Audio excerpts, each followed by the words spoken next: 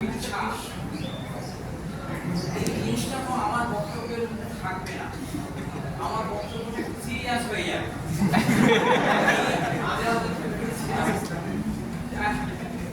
আমি একটা স্বামীকে কথা দিয়ে শুরু করবো, সেটা না হয় আমি আমার করতে পারি, কিন্তু আমি আমার একটা আদর্শ শিক্ষক হিসেবে এখন আমি মনে করছি, ওনার আমি ক্লাস পাইনি, ওনার মানে সঙ্গে আমার সাক্ষাৎও পাইনি, কিন্তু তার কিছু লেখা আমি পড়ে আমি তাকে মনে করেছি এইরকম একটা মানুষ ছিলেন যিনি আদর্শ শিক্ষক হিসাবে আমার কাছে চিরদিন থাকবেন। এইরকম তার একটা কথা আমি বলছি, আমাকে উপরে উঠে বলছে আমার প্রায় সমস্যা করে ঠিক দিয়ে দাঁড়াচ্ছে, ঠিক আছে, এটাতে অসুবিধা হবে না। না আমি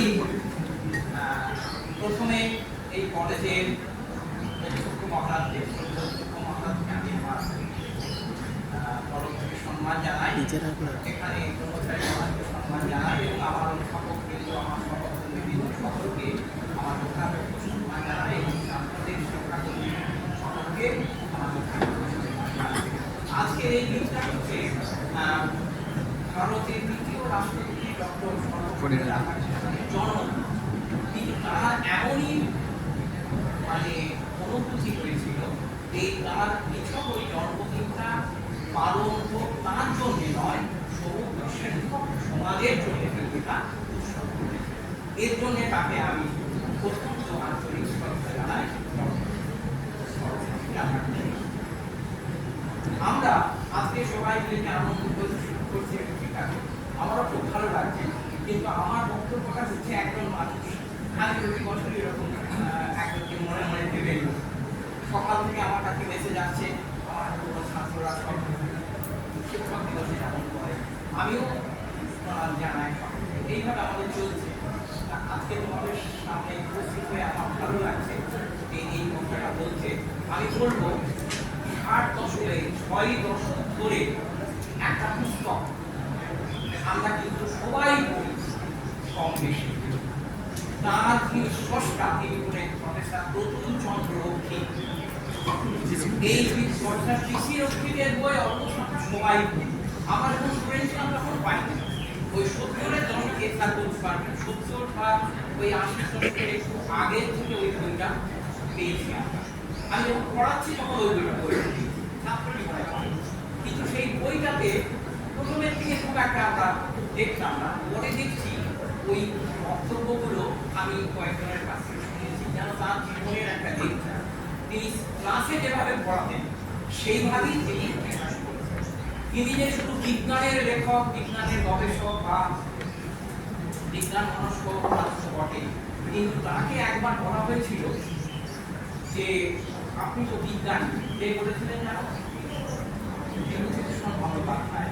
হাট জেলাতে ওরা যেতেন ওই ছুটির সময়ে একটুখানি ভ্রমণ, মানে বিভাষক মানুষ ছিলেন, তো ওখানে বঙ্কিমচন্দ্র যেতেন, ওখানে বিভূতিভূষণ বন্দ্যোপাধ্যায় তত বাড়ি ছিল বঙ্কিমচন্দ্র, তারপরে যেতেন প্রমোশনাল প্রেসিডেন্সি কলেজের এক ঝাঁক ওখানে যেতেন, তার মধ্যে প্রফুল্লচন্দ্র রক্ষী যেতেন প্রত্যেক ছুটিতে।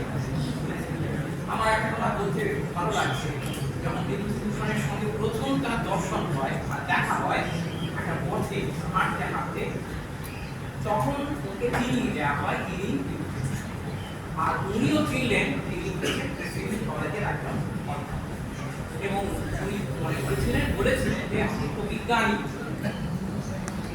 বলে না, আমি বিজ্ঞানী, আমি বিজ্ঞান নিয়ে পড়াশোনা করেছি, একটা চাকরিও পেয়েছি, শুধু ডাল ভাত জীবনে সংগ্রহ করা গেল না। কিন্তু দেখো এরকম একজন নিরহংকারী মানুষ, কিন্তু তিনি প্রতিষ্ঠিত অধ্যাপক, প্রচুর গবেষণা করিয়েছেন, প্রচুর ছাত্র হয়তো আমি জানি না পিএইচডি করিয়েছেন ইত্যাদি ইত্যাদি, হবে তার জীবনে আমি এই জিনিসটা পাই। কিন্তু উনি যে যেতেন, তিনি তার আর একটা সত্তা ছিল সাহিত্য চর্চা। উনি অত্যন্ত ভালো সাহিত্যের মানে তার দখল ছিল। উনি ওই বিভূতিভূষণের সঙ্গে যখন যোগাযোগ হয় তখন বলেছেন তুমি তো লিখতে পারো, তুমি লেখো। বলছে আমি কি পারবো? বলে হ্যাঁ লিখতে পারবে। এইবার বন্ধুত্ব হলো, প্রত্যেক দিন যে কদিন ছিলেন রোজ বাড়িতে গড়া, ওখানে বিভিন্ন সব পাহাড়ে আছে এবং সেই সবগুলো ছিল সুন্দর একটা মানে পরিবেশ, মনোরম পরিবেশের একটি জায়গা। সেখানে একদিন বেড়াতে গেছেন, বেড়াতে গিয়ে দেখছেন প্রমথনাথ ঋষি আর ওই ডায়েরি নিয়ে বসে পড়ে দেখা সেই আসনে। সূর্য প্রায় অস্তমিত হবে, ওই ভূষণ চক্রবর্তী মহাশয় দেখছেন যে এরা কি করছে, তো লিখেই যাচ্ছে। তখন তাদেরকে কনসেন্ট্রেশন করতে হবে বলে কিছু করলেন না। উনিও মনে মনে ভাবলেন, সেই মনে মনে ভাবনাটাই একটা আকারে এই পরবর্তীকালে পেরিয়ে এলাম বলে একটা বইয়ের মধ্যে লিপিবদ্ধ করেছে। অপূর্ব দুই আদিবাসী মহিলা ভান্ডারের বাজার থেকে মাথায় থাকি কাঠে থাকি তারা আসছে, আর পশ্চিম দিগন্তে তখন সূর্য অস্তমিত এবং সেই সূর্যের কিরণ ওদের গায়ে পড়ছে এবং ওই লতার উপর অনেক পথ সমস্ত অনেক পথ ছোট্ট পথ সেখানে পড়েছে। আর উনি ভাবছে কি অপূর্ব লাগছে, মনে হচ্ছে যেন এই রমণীরা স্নান করে সূর্য প্রণাম। এইরকম একটা কথা এখানে দেখা। তিনি একজন কেমিস্ট্রি লোক, ফিজিক্যাল কেমিস্ট্রি নিয়ে পড়েছেন। তার ফিজিক্যাল কেমিস্ট্রি বা অন্যান্য বিষয়ে অনেক বই আছে। প্রফেসর সত্যেন্দ্রনাথ বসু বলেছিলেন যে তিনি বিজ্ঞানকে বাংলা ভাষায় প্রকাশ করার জন্য বিজ্ঞান করেছেন। তিনি প্রথম জৈব অজৈব ভৌত বিজ্ঞান সমস্ত বাংলা ভাষাতে তৈরি করেছেন।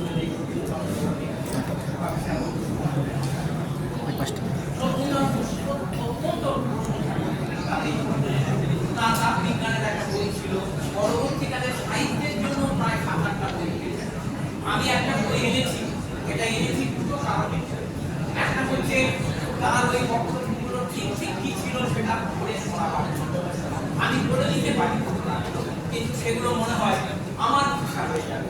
ওনার ভাষা থেকে সুন্দর ছাত্রদের উদ্দেশ্যে লিখেছেন, সেটা আমি তোমাদের কাছে বলবো। তার আগে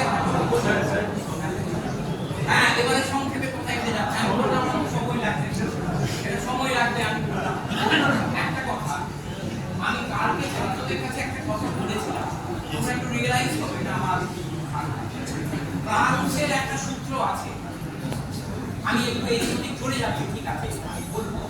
সেই সূত্রতে বলছে 100 এন্ট্রপি ছিল। যদি এরকম একটা অবস্থা হয়, স্বামী বিবেকানন্দের একটা বক্তব্য একটা জায়গায় একটা ভাষণে আমি শুনেছি যে মানুষও যদি ওই অবস্থায় যেতে পারে তাহলে সেও দেবত্ব লাভ করবে। দেবত্ব লাভ কি? স্মৃতি হবে। কিরকম ভাবে স্মৃতি হবে? তার স্বার্থ দ্বন্দ্ব সবকিছু মিটে যাবে, এমন একটা অবস্থা প্রাপ্ত হবে সেই বস্তুটি, মানে মানুষটি সে দেবত্ব লাভের জন্য উপযুক্ত হবে। যদি ফ্রান্সের এই সূত্র সঠিক হয় যে অ্যাবসলিউট জিরোতে এন্ট্রপি, জিরো এন্ট্রপি মানে কি? সেখানে কোনো ক্যাওসনেস নেই, সেখানে কোনো চাওয়া পাওয়ার ব্যাপার নেই, সব যেন এক হয়ে গেছে এবং স্থিতধী একটা মানুষ হয়েছে যিনি দেবত্ব লাভের জন্য উপযুক্ত ফল, সেই ফলটা লাভ করেছে। সেইটাই হচ্ছে সবচেয়ে বড় কথা। সুতরাং স্বামীজির এই বক্তব্য আমরা জানি যে স্বার্থ দ্বন্দ্ব মানুষ যখন হবে সেইভাবে প্রকৃত দেবত্ব লাভের জন্য উপযুক্ত। এটা আমি একটুখানি একটা আমি বলছি, আমি জানি কিন্তু ঠিক আছে, আমি আরো অনেক কথা বলতে পারতাম।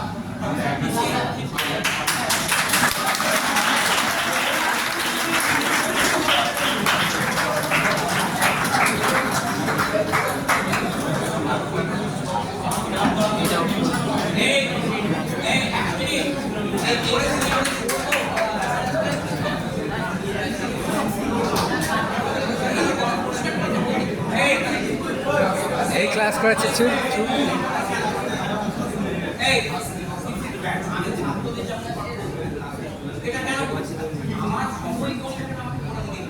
কিন্তু আমি একটা কথা বলে আমি শেষ করবো যে এই মানুষটি যার সম্বন্ধে আমি আজকে শিক্ষাটা করতেছি তোমাদের কাছে, এবং তোমরাও তাই করো। এই 6 দশক ধরে তিনি আমাদের এই করেছেন। তিনি আমার কাছে আদর্শ কোন কারণে সেটা এই লেকচার বললে কিন্তু বোঝা যেত যে তিনি ছাত্রদের কতটাই ভালোবাসেন।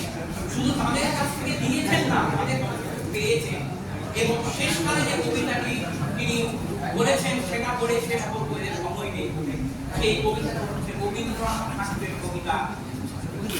তোমরা এসেছো এই জীবনে কেউ রাতে কেউ রাতে, বসন্তে কোন টেবিলটা তোলা হবে?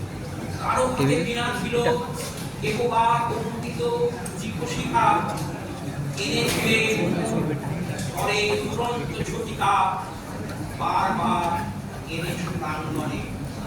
এটা থেকে যদি তার মর্মার্থ করো, এই লেখাগুলো পাওয়া যাবে। এইরকমই ছিলেন প্রফেসর পিসি রক্ষিত। তাকে আমরা প্রণাম জানাই ঠাকুমা সাবিত্রী। এই প্রতিষ্ঠানকে, যে প্রতিষ্ঠানে তোমরা এসেছো বা আমরা যারা এখানে সুযোগ পেয়েছি, আমরা গর্বিত।